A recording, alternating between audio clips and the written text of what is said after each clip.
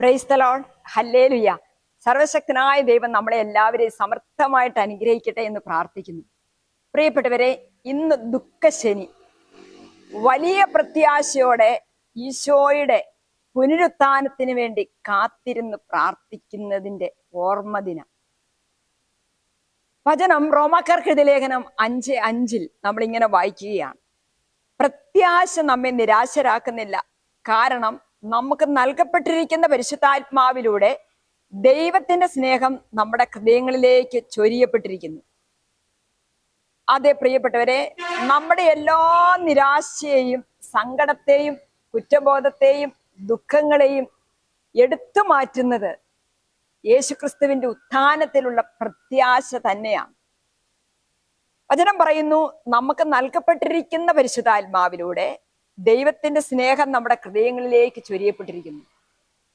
ഈശോയുടെ ഉത്ഥാനം നമുക്ക് നൽകുന്ന ഏറ്റവും വലിയ സമ്മാനം എന്താണെന്ന് ചോദിച്ചാൽ, ദൈവത്തിന്റെ സ്നേഹം നമ്മുടെ ഹൃദയങ്ങളിൽ പരിശുദ്ധാത്മാവ് നിറച്ചു തരികയാണ്. പരിശുദ്ധാത്മാവ് നമ്മളെ ഓരോരുത്തരും ഓർമ്മപ്പെടുത്തുകയാണ് ദൈവത്തിന്റെ സ്നേഹത്തിന്റെ ആ ആഴങ്ങൾ.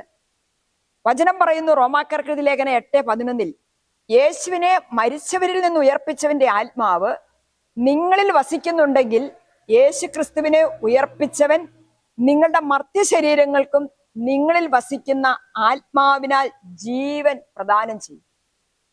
അതെ, ക്രിസ്തു നമുക്ക് നൽകിയ ദൈവത്തിന്റെ ആത്മാവിലൂടെ നമ്മളും ക്രിസ്തുവിനെ പോലെ പുനരുത്ഥാനത്തിലേക്ക്, ക്രിസ്തുവിനെ പോലെ ഉയർത്തെഴുന്നേൽക്കാനുള്ള യോഗ്യതയിലേക്ക് ഉയർത്തപ്പെട്ടിരിക്കുകയാണ്. പ്രത്യാശയുടെ ഏറ്റവും വലിയൊരു വാഗ്ദാനമാണ് കർത്താവ് പ്രവാചകന്മാർക്ക് എല്ലാവർക്കും നൽകിയത്. അത് അന്ത്യദിനത്തിലെ ഉയർപ്പിനെ കുറിച്ചുള്ള വാഗ്ദാനമാണ്. കർത്താവ് അവരോട് അരുൾ ചെയ്തു, എന്റെ ജനമേ, ഞാൻ കല്ലറകൾ തുറന്ന് നിങ്ങളെ ഉയർത്തും, ഇസ്രായേൽ ദേശത്തേക്ക് ഞാൻ നിങ്ങളെ തിരികെ കൊണ്ടുവരും. എന്റെ ജനമേ, കല്ലറകൾ തുറന്ന് നിങ്ങളെ ഞാൻ ഉയർത്തുമ്പോൾ ഞാനാണ് കർത്താവെന്ന് നിങ്ങൾ അറിയും. അതെ, യേശുക്രിസ്തുവിൽ വിശ്വസിക്കുന്ന എല്ലാവർക്കും ക്രിസ്തുവിനോടൊപ്പമുള്ള ഒരു ഉത്ഥാനമുണ്ട്.